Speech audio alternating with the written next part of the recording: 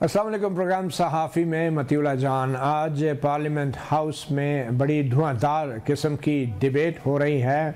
Leader of opposition Umar Ayub ने खलाई मखलूक और वीगो डालों का जिक्र किया तो वज़ीर दफ़ा फ़ौज पाकिस्तान के दिफा में आ गए और उन्होंने भी बड़े सख्त मुतालबात किए। आइए पहले आपको सुनाते हैं कि उमर अयूब ने ऐसी क्या बात कह दी कि जिसके बाद वज़ीर दफ़ा से रहा नहीं गया। अरबों डॉलर खर्च हो रहे हैं कि कोई खला में, कोई कायनात में कोई खलाई मखलूक है या नहीं है।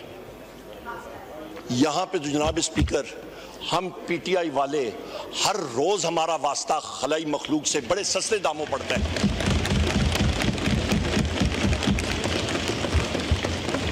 मसला एक है, वहां पे दुनिया में वो खलाई मखलूक को देखते हैं, उनकी उड़न तश्तरियों के खोज में लगे हुए हैं।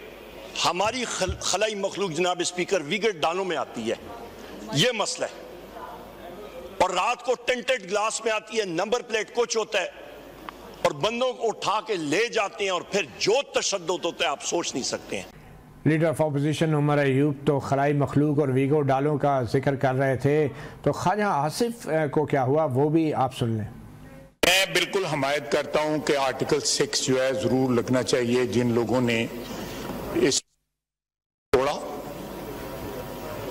और वो तरह ओलिवर क्रॉमवेल के साथ उसकी लाश की या उसकी हड्डियां कब्र से निकाल के जो है फांसी पर लटकाई गई थी।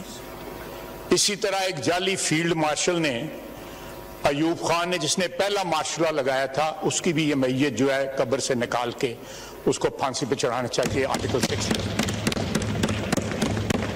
इब्तदा वहां से होनी चाहिए और फिर इंतहा जो है उस रात को होनी चाहिए जब यहां पे आइन तोड़ा गया था और असेंबली को इसलिए डिसॉल्व किया गया था कि अदम एतमाद की तारीख जो है वो पास ना हो।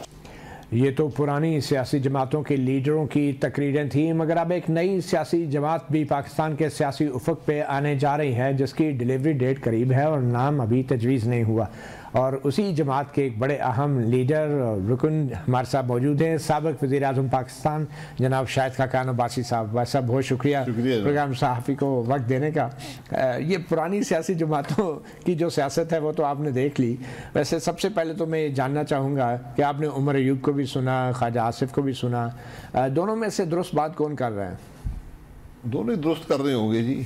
मैं तो बात करना चाहता हूँ कि मुल्क की को बात कर दे, इस मुल्क की तकलीफ की को बात कर दे, मुल्क के मसाइल की बात कर दे, मुल्क के मसाइल के हल की बात कर दे। अयूब खान साहब को मरे हुए महज 50 साल हो गए हैं।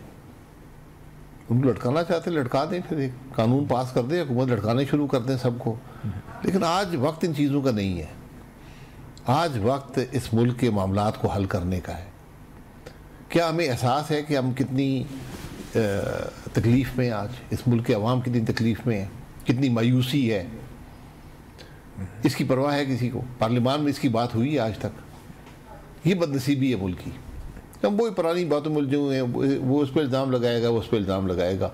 हम में से कोई भी इल्ज़ाम लगाने के काबिल नहीं है, क्योंकि हम सब खुद काबिल इल्ज़ाम हैं। इसलिए छोड़ दें इन बातों को, आगे की बात करें, मुल्क को चलाएं। हम यही सुनते आ रहे हैं कि आगे की बात करें। उमर अयूब साहब जब खलाई मखलूक का जिक्र करते हैं, वीगो डालों का जिक्र करते हैं, तो ये कोई माजी की बात है या आज की भी बात है? आज की जिक्र कर रहे हैं तो आज की बात भी होगी। हमारी तारीख का हिस्सा है। वीगो डाले यहाँ पहले भी थे, आज भी हैं। यहाँ खलाई मखलूक पहले भी थी, आज भी है। तो इस पर बात नहीं होनी चाहिए? होनी चाहिए, लेकिन क्या सिर्फ आप इस पर बात करना चाहते हैं? इस पर एक डिबेट कराएं ना पार्लियामान में कि फौज का क्या रोल है मुल्क की सियासत में, क्या होना चाहिए। इस पर डिबेट करा लें। डिबेट की क्यों ज़रूरत है आपके ख्याल? नहीं, ज़रूरत तो अगर इशू है तो ज़रूरत होती है ना पार्लियामान के। अगर इशू है, मगर इशू है, आप जो है जितनी भी बात कर रहे हैं अगर मगर से कर रहे हैं, आप खुद साबिक़ वज़ीर आज़म तो पार्लियामान में नहीं, क्या ये इशू नहीं है? पार्लियामेंट में है या नहीं? आप एक नई जमात के नए इशू है ना, तो करा लें डिबेट ना। मैं यही कह रहा हूँ, अगर इशू है तो चले, इशू है, डिबेट करा लें। अच्छा, तो ये डिबेट कैसे, अगर का लफ्ज़ भी निकाल दे आपके नज़दीक? ये डिबेट का फॉर्मेट क्या होगा? सारे कह रहे हैं कि ये हुआ है, अयूब खान कर गया था, वो कह रहे हैं आज भी हो रहा है। ये सारे तो कह रहे हैं, आप क्या कहते हैं? तो मैं क्या कहता हूँ? मैं कहता हूँ हो रहा है, डिबेट करा लें, डिबेट से हल निकलेगा। आप इन कुर्सियों पे बैठे हैं, आपके पास किसकी मदद से यहाँ पहुंचे हैं? आपके पास भी कोई हल नहीं है, तो फिर नई पार्टी बनाने का फायदा क्या है? मैं देखें, हल, मैं किस बात के हल की आप बात कर रहे हैं? इतना बड़ा मसला है। आइन तोड़ने का हाल मेरे पास नहीं है, यकीन करें। उसको रोकने का भी कोई हम आर्टिकल 6 की बात सारे करते हैं, आर्टिकल 6 लगा कभी किसी के पर? जनरल मुशर्रफ पे लगा, क्या हुआ था? सजा हुई है उनको? नहीं, कहाँ पे? फिर क्या हुआ? अदालत ने सजा दी है, अदालत ने यहाँ से मुल्क से बाहर भेजा, सही, फिर छोड़ दें। तो आइंदा भी छोड़ दें, मट्टी पाओ। ये बातें भी जरूर करें, मुल्क की बाकी भी मामलात है ना। आप हुकूमत में या तो हुकूमतें छोड़ दें, ये अपोजिशन छोड़ दें, हुकूमत छोड़ दें, मुल्क ठीक हो जाएगा। आज अगर इन सबको मुल्क की फिक्र है और ये समझते हैं कि हमें चलने नहीं दिया जा रहा, कि हमें डाले वाले नहीं चलने देते, फिर सारे रिजाइन कर दें। आप क्या समझते हैं? सर मेरे समझने से कुछ नहीं फर्क पड़ता। फिर भी कोई मैं ये कह रहा हूँ इस्तीफे दे दें। इस ऐवान में बैठने का आज किसी को हासिल नहीं है। ये सूरत-ए-हाल ऐसी है कि इस्तीफे दे देने चाहिए? बिल्कुल दे देने चाहिए, आज वक्त है। क्या खलाई मखलूक की मुदाखलत है?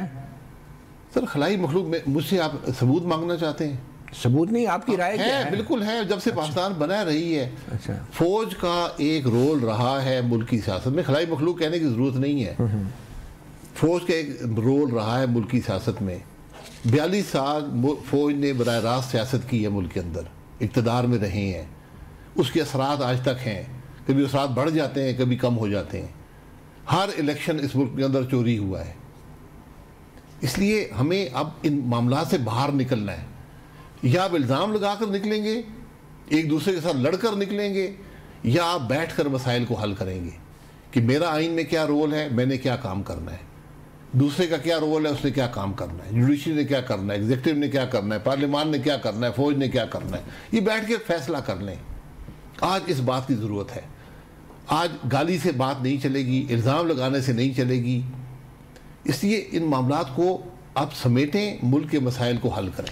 बतौर वज़ीर आज़म आप भी तो सर फेंक के अपना टाइम गुजारते रहे। मैंने सर फेंक के गुजारा, आप ये आपकी राय हो सकती है। मैंने मुदाखलत तो मुदाखलत दिन में मुदाखलत होती है, दुनिया के हर मुल्क में होती है, लेकिन आप काम भी करते हैं। मैं अपना काम करता रहा, मैंने उस मुदाखलत को अपने काम के रास्ते में हाइल नहीं होने दिया। तो क्या नवाज शरीफ ने हाइल होने दिया? क्या इमरान खान ने हाइल होने दिया? वो सारे कह रहे हैं ना कि हमें चलने नहीं दिया जाता था। आपको चलने मैं नहीं कहता हूँ। अच्छा, मैं नहीं कहता। बिल्कुल देखें, चलने ही नहीं, मुझे किसी कोई अपने काम से रोक तो नहीं रहा। शायद आपके स्टेक्स इतने हाई नहीं थे। नहीं, स्टेक्स की बात नहीं होती, काम की बात होती। मेरे क्या पॉलिटिकल स्टेक्स थे? यही मैं जमात को रिप्रेजेंट कर रहा था ना, उसकी पॉलिटिकल स्टेक्स थे। उसकी सरबराही नहीं कर रहे थे। उसकी सरबराही में वज़ीर-ए-आज़म तो था ना। मुल्क के अंदर धरना भी हुआ, मुल्क के अंदर बलूचिस्तान की पार्लियामेंट भी चोरी हो गई। लेकिन उस धरने में भी तो आपने जर्नैलों को गारंटर बना के भेज दिया ना, जनरल फैज को। देखिए, मैं फिर वो उस बात पे आ गया। गारंटर मैंने नहीं बनाया मेरे भाई। अच्छा, वो जनरल फैज DGC थे इस मुल्क की इंटेलिजेंस सर्विसेज के। ठीक है, ठीक है, वो इस मेरे लिए काम करते थे। सही। वो एक वजीर की सरबराही में उस कमेटी का हिस्सा थे। ठीक है, उन्होंने बैठ कर एक फैसला किया, वो फैसला मेरा फैसला है। उसको तारीख कबूल करे ना करे, आप करें या ना करें। मैं तो आपने वजीर से क्यों नहीं पूछा कि एक बावर्दी अफसर कैसे गारंटी दे सकता है किसी भी हुकूमत के साथ होने वाले माहदे में? आपने सवाल किया उनसे? ये उनका फैसला था ना। आपके इस पे क्या राय थी? दो अफराद थे, मैं राय नहीं पूछता, मैं फैसला देता। नहीं, आपने बतौर वज़ीर आज़म मैंने उनको ये इख्तियारात देकर भेजा था कि इस मामले को ख़त्म करना है। आपको ये तजवीज़ आई थी कि जनरल फैज साइन करेंगे एज गारंटर? मुझे तजवीज़ नहीं आई थी, ये मेरे वजीर का फैसला था और ये मेरा फैसला है। मतलब ये होने के बाद आपको आगाह किया गया? जी, मुझे पूछने की ज़रूरत नहीं थी। तो आपको अंदाज़ा है कि जब एक मतैद फौजी अफसर गारंटर बनता है हुकूमत के साथ होने वाले किसी माहदे में, और हुकूमत अगर वो माहदे से फिर जाती है, तो मतैद फौजी अफसर क्या करेगा? मतैद फौजी अफसर भी हुकूमत का हिस्सा होता है। नहीं, फौज हुकूमत से अलग नहीं। गारंटर कहते किसको है? गारंटर ये कहता है कि अगर कुछ हुआ तो हम जिम्मेदारी उठाते हैं हुकूमत की तरफ से। नहीं, लेकिन गारंटर जनरल फैज थे। जनरल फैज एक जर्नैल थे ना। तो पाकिस्तान में हज़ारों जर्नैल आए, हज़ारों उसके बाद भी आएंगे। जब एक अफसर, चाहे वो फौजी हो, सिविलियन हो, वजीर हो, सेक्रेटरी हो, गारंटर, IG पुलिस हो, मेरी बात सुनने, जब वो साइन करता है वो हुकूमत के एक बाख्तियार अफसर के तौर पे करता है। वो दुरुस्त काम किया, जाती जिम्मेदारी नहीं होती। उन्होंने दुरुस्त काम किया जनरल फैज ने। जी, ये फैसला था, फैसला मैंने कबूल किया। मैं उसको पसंद करूँ या ना करूँ, अच्छा था बुरा था, भाई मैंने उसको कबूल कर लिया ना। अच्छे बुरे को छोड़ दें। नहीं, आइंदा भी ऐसा होना चाहिए। मैंने ये कह कर भेजा था एहसन इकबाल साहब को कि आप साइन नहीं करना, ये आईजी पुलिस करते हैं, वो करते हैं। लेकिन वहाँ पर डिमांड थी, जब मुज़ाकरात हुए वहाँ पर डिमांड थी कि जी ये सब साइन करें, उन्होंने कर दिया, वो फैसला मेरा फैसला बन गया। अच्छा है बुरा है, ये तारीख फैसला कर ले। चले हम वापस आते हैं। उमर अयूब साहब ने जो इल्ज़ामात लगाए हैं, उन इल्ज़ामात का ताल्लुक मौजूदा हालात से है, मौजूदा वक्त से है, माजी से नहीं है। तो वो इल्ज़ामात में किस हद तक सदाकत है आपको लगती है, खास तौर पे जब वो कहते हैं कि कमिश्नर रावलपिंडी जो है उनके बयान पे कमीशन बनाया। मैं ना तफ्तीशी हूँ, ना मेरे पास वो सबूत है। सियासतदान है तो सियासतदान को जिम्मेदारी से बात करनी चाहिए। जी ठीक, अगर मेरे पास सबूत हो मैं आपको सबूत रख दूंगा। लोग शिकायत करते हैं कि हमें उठाया गया, इंटेलिजेंस वालों ने उठाया, हमें धमकियां दी, ये लोग बात करते हैं। मेरे पास कोई सबूत नहीं है। बतौर वज़ीर आज़म भी आपके पास कोई इन्फॉर्मेशन? मेरे पास कोई ऐसा सबूत नहीं आया। अच्छा, आपको बताया नहीं जाता था, लूप में नहीं रखा जाता था क्या? लूप किसको कहते हैं यार? ये आप दिन में काम करते हैं ना, आपके पास इंटेलिजेंस की रिपोर्टें आती हैं। मेरे पास कोई ऐसी रिपोर्ट नहीं आई कि किसी को उठा कर ले गए इंटेलिजेंस वाले। वो तो नवाज शरीफ साहब को भी नहीं देते थे, वो तो बहुत सारे मामले भाई देने की बात नहीं होती। आपके पास आईबी भी होती है, आपके पास आईएसआई भी होती है, दीगर इदारे भी होते हैं, रिपोर्ट्स आती हैं, कोई ऐसी बात नहीं है। उसमें कुछ नहीं आपसे वज़ीर आज़म से छुपाया जाता? नहीं, मेरे पास नहीं आया कि मुतीला जार को उठा के ले गया। यकीन करें, ये आया होता तो मैं उसको ना उठाने देता। यार आपके दौर में तो ये वाक़या हुआ भी नहीं।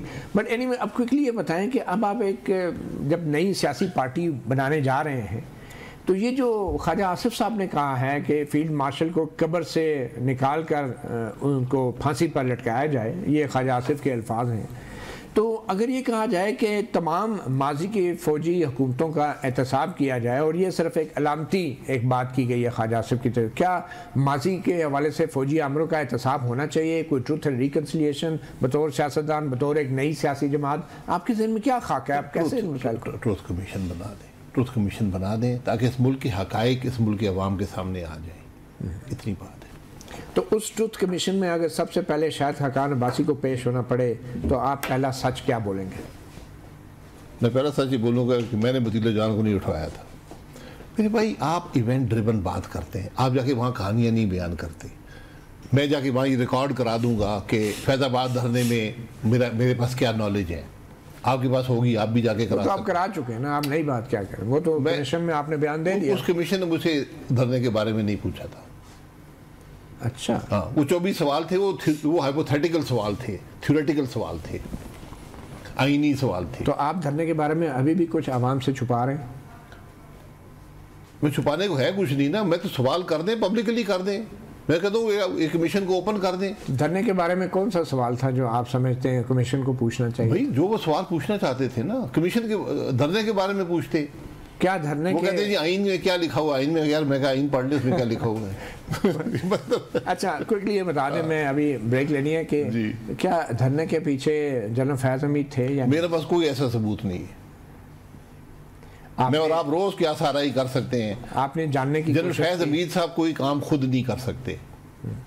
फौज के निज़ाम को आप भी समझते हैं, मैं भी थोड़ा बहुत समझता हूँ। तो आप ये कहते हैं जनरल बाजवा भी उसमें शामिल होंगे अगर हुआ? मुझे नहीं, लेकिन आपको नहीं पता। मेरे पास कोई सबूत हो ना, मैं सबूत के साथ, मैं एक जिम्मेदार आदमी हूँ, मैं एक ओहदे पे रहा हूँ, मुझे दलील और सबूत के साथ बात करनी चाहिए, मुझे स्पेकुलेट नहीं करना चाहिए। क्या ये महज इत्तेफाक था कि DGC होते हुए भी वज़ीर कानून से इस्तीफ़ा देने की तजवीज़ पेश की जा रही थी और आपको ऐसी कोई बात मेरी नॉलेज में नहीं थी? जब ये मामला शुरू हुआ, जाहिद हामिद साहब ने उसी दिन अपना इस्तीफ़ा मुझे दे दिया। लेकिन आपने स्टैंड, मैंने कहा जी, मैंने स्टैंड नहीं दिया। मैंने कहा जी इस्तीफ़ा देने की ज़रूरत नहीं, हमने कोई गलत काम नहीं किया हुआ। ये जो सब मामला जिसके बारे में हो रही है, इसमें हम उसी तरफ थे जहाँ पर वो धरने वाले थे। हम उस बात के खिलाफ नहीं थे। उसकी उस खराबी की जिसकी वो जिक्र कर रहे थे, हिमायत की PTI ने और पीपल्स पार्टी ने। सेनेट के फ्लोर की ये रिकॉर्ड का हिस्सा है। तो मैंने कहा किस बात पे इस्तीफ़ा दें? बहरहाल फिर एहसन इकबाल साहब की मशावरत से उन्होंने दे दिया और आपने भी कहा चलो हो गया। नहीं, इस्तीफ़ा वो बाद में था। इस्तीफ़ा हुआ जब हमारे हाथ मायदा हो गया था। नहीं, जब हमारे हाथ से इख्तियार निकल गया, जब हाई कोर्ट इस्लामाबाद ने ये कहा कि आपने इस परसों तक इस धरने को हटाना है और ताकत का इस्तेमाल नहीं करना, और वहाँ पर इस्लामाबाद पुलिस ने हमारी मर्जी या इजाज़त के बगैर ऑपरेशन किया और नाकाम हो गई। उससे हमारे पास कोई चॉइस नहीं रही थी बजाय सवाए इसके कि नेगोशिएट करके इस मामले को ख़त्म करें। चले एक छोटी सी ब्रेक लेते हैं। हमारे साथ मौजूद हैं साबिक वज़ीर आज़म शाहिद खाकान अब्बासी और आने वाली एक नई जमात के मुमकिन लीडर और कायद। एक वक्फे के बाद इनसे गुफ्तगू जारी रहेगी। Welcome back. पार्लियामेंट के इजलास में बड़ी हंगामा खेज जो तकारीर हुई हैं, बड़े सख्त अल्फाज भी इस्तेमाल किए गए हैं और आज सहाफ़ी प्रोग्राम में साबिक वज़ीर आज़म शाहिद खाकान अब्बासी भी मौजूद हैं। शाहिद खाकान अब्बासी साहब, ये बात दुरुस्त है कि ख्वाजा आसिफ साहब ने भी काफ़ी सख्त अल्फाज इस्तेमाल किए हैं, मगर फिर उमर अयूब साहब ने जिस तरीके के संगीन इल्ज़ामात लगाए हैं, आप ख़ुद भी शायद उनसे इत्तफाक नहीं करते और आप कहते हैं कि आपके पास कोई ऐसा सबूत नहीं है। उनके पास है तो वो बता देना, मेरे पास नहीं है। मैं क्या सराई कर सकता हूँ ना, ये सुनी सुनाई बात बयान कर सकता हूँ। तो जो लोगों के साथ हो रहा है और हमने देखा है इन इलेक्शन में जो हुआ, फार्म 45, फार्म 47, ये सारी क्या सराई है? नहीं, क्या सराई उस वक्त तक होगी। इलेक्शन कमीशन एक फोरम है, उसके पास आप जाएं, वहाँ रिलीफ नहीं मिलता, सुप्रीम कोर्ट है। अगर वो भी फैसला नहीं कर पाते तो फिर सबूत ना हुआ ना। मेरे साथ ये खुद हो चुका है ना। मैं भी फॉर्म 45, 48, 47 2 दफ़ा इसकी नज़र हुआ हूँ। ठीक है, इस दफ़ा तो नहीं, खैर इस दफ़ा लड़ा ही नहीं ना। 18 में और 2002 में तो ठीक है, अब वो तारीख हिस्सा बन गया है। मुझे लोगों ने आकर बताया जनाब हम आपके मुजरिम हैं, हमने ये काम किया आपके साथ, इतने हज़ार वोट हमने बदले हैं। फिर मेरे पास सबूत नहीं, मैं बात ही कर सकता हूँ ना कि एक आदमी ने आकर मुझे ये बात बोली। इसलिए मैं कहता हूँ इन कामों के लिए आप ट्रुथ कमीशन बना दें, वरना हमारी तारीख में इतनी तलखियाँ हैं, ऐसे ऐसे मामलात हैं कि आप यहाँ पाकिस्तान में कमीशन ही हज़ारों लाखों बनते रहेंगे। लेकिन आप तो हर संगीन मामले से और संगीन सिचुएशन से पहलू तही की एक अप्रोच रखते हैं और कहते हैं मेरे पास कोई सबूत चल के नहीं आया। आप एक वज़ीर आज़म रहे हैं, आप पार्टी के नए लीडर बनने जा रहे हैं, लोगों को आप एक उम्मीद दिलाने जा रहे हैं। आपने कभी कोशिश भी नहीं की इतने संगीन इल्ज़ामात के ऊपर? आप खुद कोशिश करके कोई मालूम करते ये दुरुस्त है या गलत? आप कह देते हैं हर बार के मेरे पास तो कोई सबूत नहीं है। मैं क्या सराई, कैसे लोग आपके मेरी जिम्मेदारी बैसियत एक सियासतदान की है कि क्या सराई का हिस्सा ना बनूं।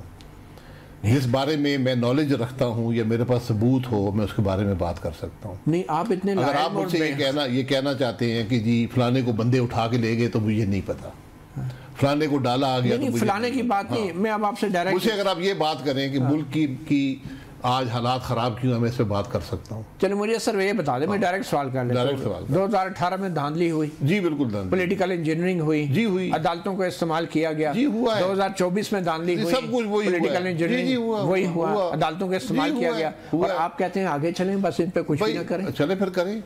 नहीं, आप कह रहे हैं आगे का रास्ता छोड़ दें, आगे का रास्ता छोड़ दें। लाहेअमल तो बताएं ना अपनी आवाम को। भाई लाहेअमल यही होता है कि जब सियासतदान अपनी जगह पर खड़े रहेंगे, हम इससे सियासी जमात सर कहाँ खड़े रहेंगे? आप नई पार्टी बनाने निकल पड़े, पार्टियां छोड़ दी आपने, आप भी तो नहीं खड़े रहे अपनी पार्टी के साथ। पार्टी बनाना मेरा आईनी हक है ना, आप मुझसे नहीं ले सकते।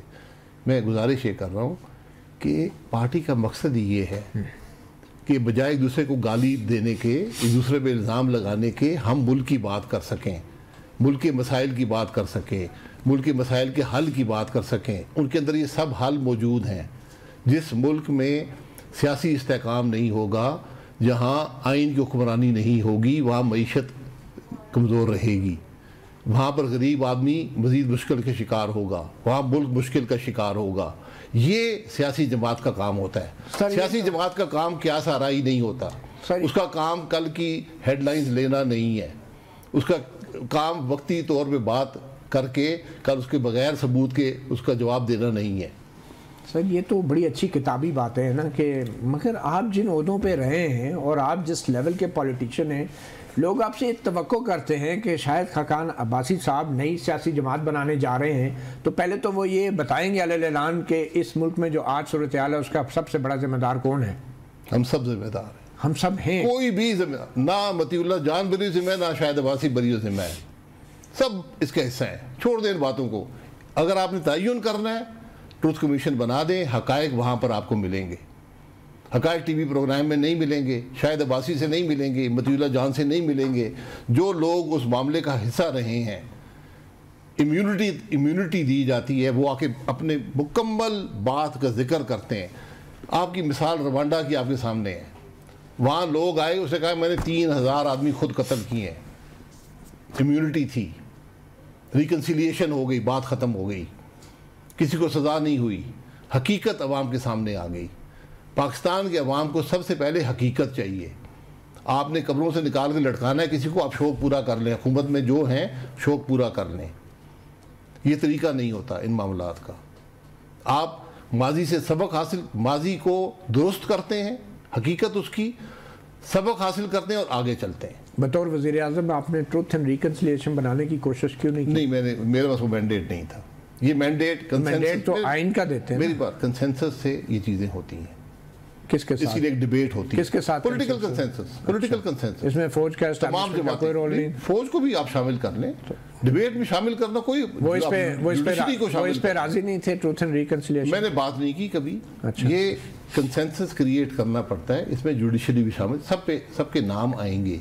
लेकिन आइन में ये कहाँ लिखा है कि फौज से कंसेंसस हासिल करना है? आइन आपने तो आइन पे हल्फ उठाया। आइन में लिखा नहीं कि आप मुशावरत, कि लिखा है कि मुशावरत नहीं कर सकते फौज से, जुडिशरी से। तो सियासी मामलात में सियासी मामला तो आपके और उनके हल्फ की खिलाफ वर्जी नहीं है। मुल्क की तारीख का मामला है, आइन का मामला नहीं है। इसमें से 42 साल फौज को आपने इजाजत दी है मुल्क चलाने की आईनी तौर पर, तो हल्फ जुडिशरी ने दिया। आइन पे हल्फ उठाते हैं वो क्या है? आइन पे हल्फ उठाया तो अब तोड़ा गया, तो फिर उसको आपने इम्यूनिटी दे दी। इस मुल्क के जजेस ने दी है ना, मुशर्रफ ने 2 साल मांगे थे, आपने 6 दे दिए। लेकिन जजेस ने फिर उनको सजा भी तो दिलवाई है ना सर। तो सजा दिलवाई क्या इम्प्लीमेंट कर सकें? सर चले ये ऑप्टिक्स खेलना, ये बात कोई कामयाबी की चीज़ दलील नहीं होती। आप बात वो है जिसमें वजन हो, जो आप इम्प्लीमेंट कर सकें, जिसका मुल्क के मामलात पर असर हो। आज आप इस मुल्क की आज सबसे बड़ी ज़रूरत, मैं आपको हकीकत से कह रहा हूँ, एक ट्रूथ कमीशन है। हमने अपनी तारीख मसख कर दी है, हम अपनी तारीख से सबक हासिल करने के काबिल नहीं रहे। ट्रूथ कमीशन में क्या होगा सर? आप कहते हैं मेरे पास किसी चीज़ का सबूत नहीं है, तो अगर आप भी पेश होंगे तो ट्रूथ कमीशन में क्या कोई बोलेगा? अगर आप सब कुछ बोलने को तैयार नहीं है तो बाकी कोई क्या बोलेगा? ट्रूथ, मैं सच बोल रहा हूँ मेरे भाई, मैं झूठ कभी नहीं बोलता।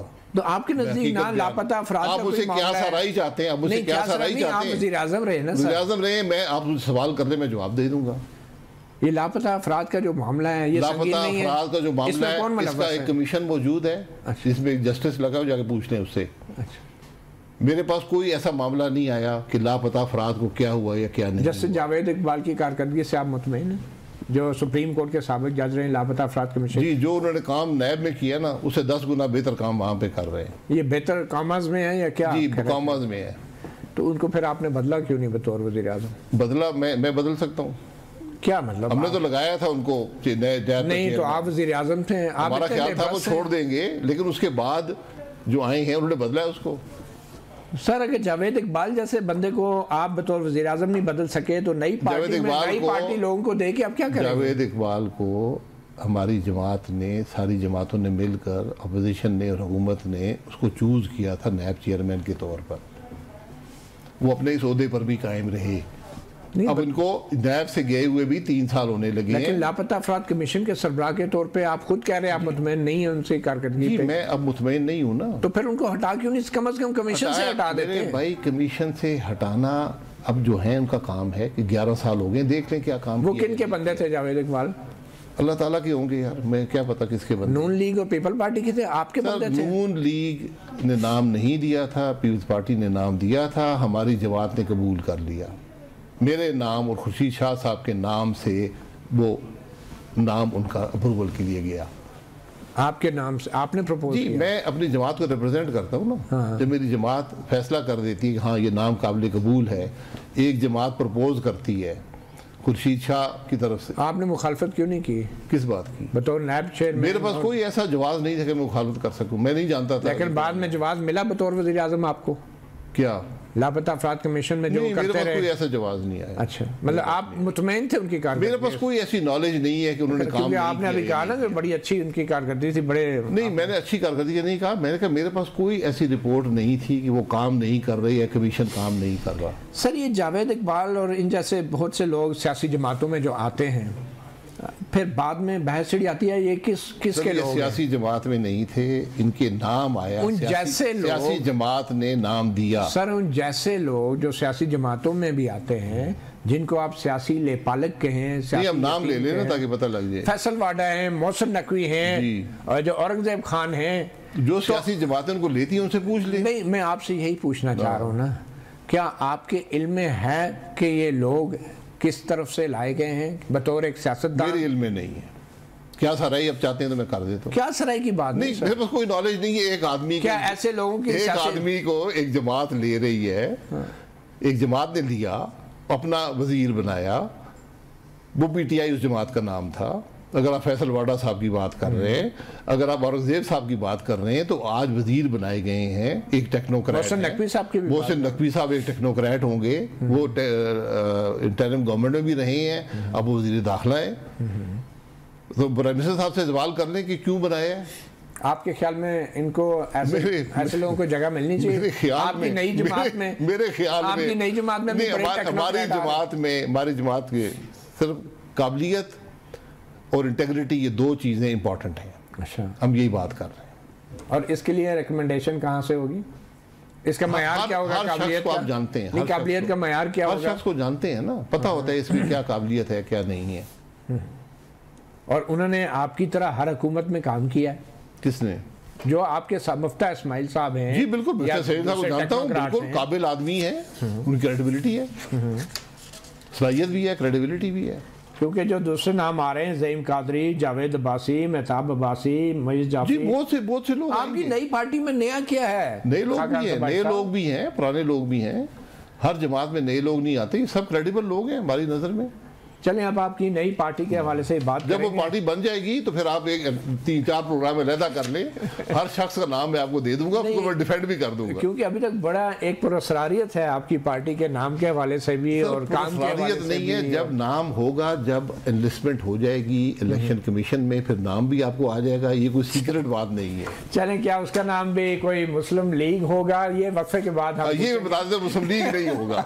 मुस्लिम लीग नहीं होगा, 11 मौजूद है, कुछ भी हो सकता है। तो एक छोटी सी ब्रेक लेते हैं। शाहिद खाकान अब्बासी हमारे साथ मौजूद हैं।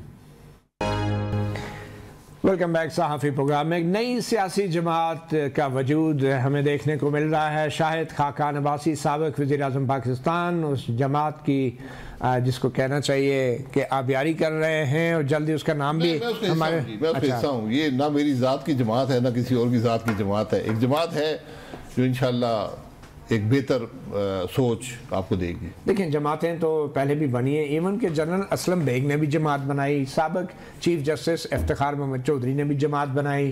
तो ये सारी आपको याद है क्यों बनाई थी? जी, कुछ आपको याद होगा? जनरल असलम बेग साहब। जी जी, आप बताएं ना। मैं ये पूछ रहा, नहीं याद ना? तमगा जमहूरियत दिया था उन्होंने। वो कभी टीवी पर आए अपने आप को डिफेंड करने, अपनी सोच को? हम हर रोज होंगे। आप तफ्तीश कर दिया करें। अभी तक तो आपकी सोच भी वाज़ेह नहीं है ना? सोच बड़ी वाज़ेह है।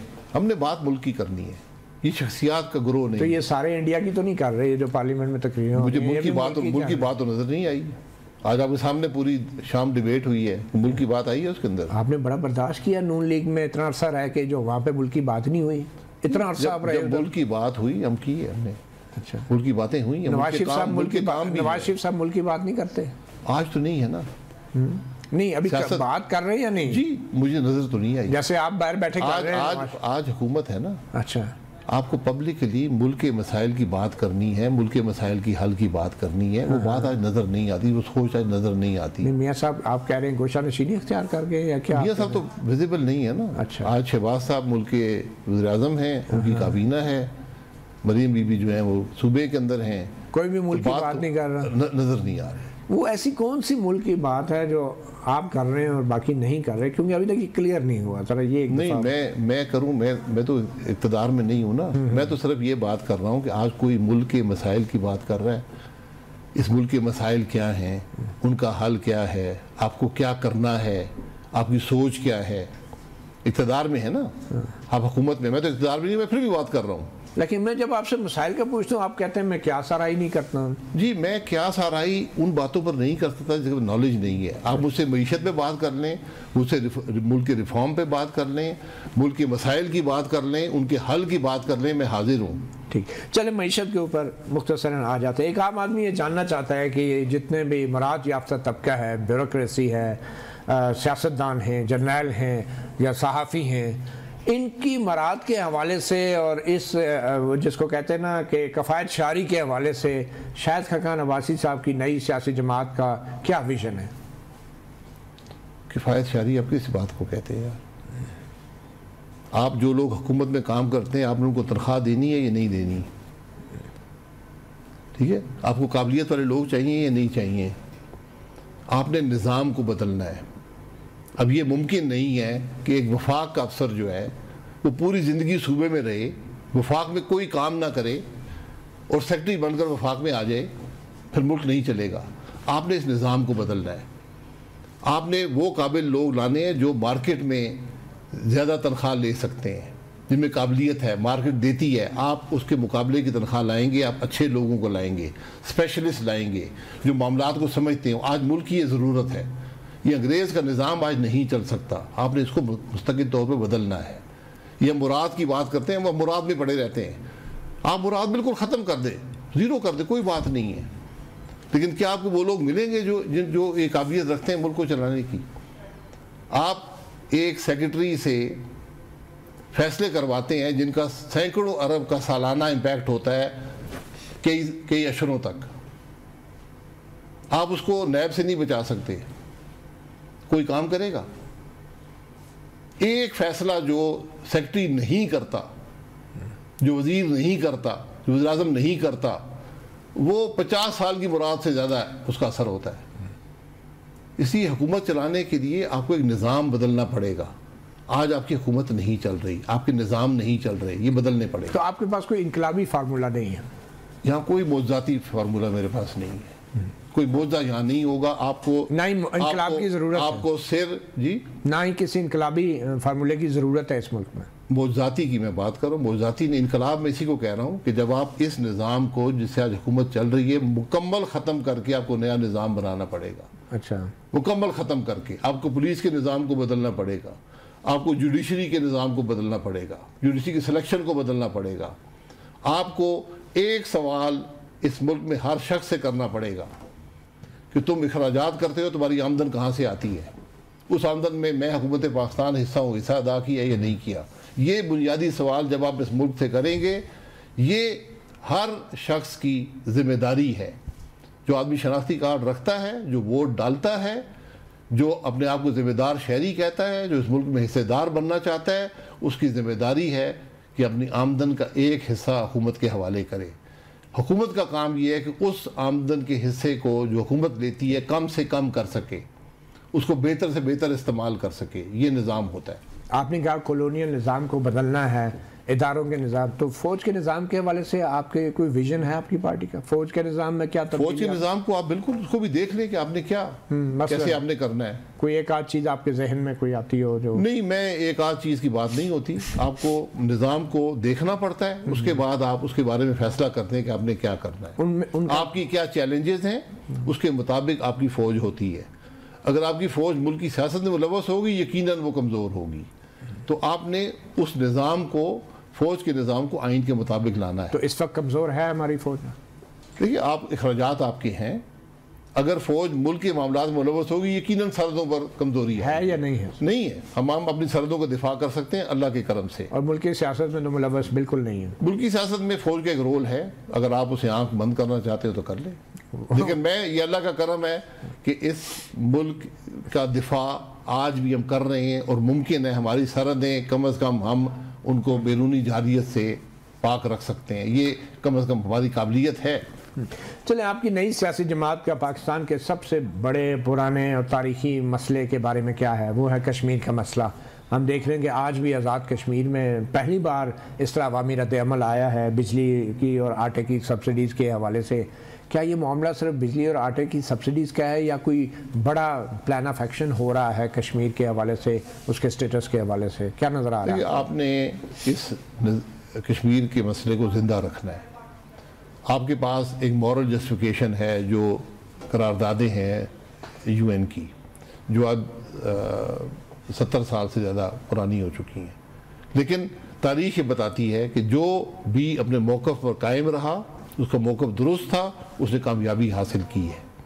आपको इस मौक़िफ़ को कायम रखना है, इस जद्दोजहद को ज़िंदा रखना है। 70 साल से कायम है जी, इससे भी ज़्यादा अरसा लग सकता है। अच्छा, ज़्यादा अरसा लग सकता है। आपने मौक़िफ़ पे, अगर आप मौक़िफ़ को हक बजाने समझते हैं, उस पर कायम रहें, उसकी पासदारी करें, उसके ऊपर कायम रहें और मजबूत रहें। 1000 साल तक हम जंग लड़ सकते हैं, इसमें तो ऑब्वियसली जी ठीक है, वो आप 1000 साल। अब ये बताएं जो आज हो रहा है आज़ाद कश्मीर में, उसका जिम्मेदार कौन है? हुकूमत को बात करनी चाहिए, अवाम को बताना चाहिए कि वो क्या कर रही है और क्यों कर रही है। आज़ाद कश्मीर भी पाकिस्तान का हिस्सा है। अगर वहाँ पे कोई ऐसी मुराद थी जो पाकिस्तान बाकी में नहीं थी, तो फिर बात करने की ज़रूरत है कि वे क्यों थी और क्यों ख़त्म की जा रही हैं। मुझे नहीं पता क्या कोई बिजली का इशू, बिजली और आटे की सब्सिडी का इशू है। मगर आप जब वज़ीर आज़म थे तो आपने कश्मीर काउंसिल के अख्तियारात मुंतकिल किए, कश्मीर की असम्बली को दिए, और ये बहुत बड़ा स्टेप था पॉलिटिकली और डेमोक्रेटिकली अगर देखा जाए।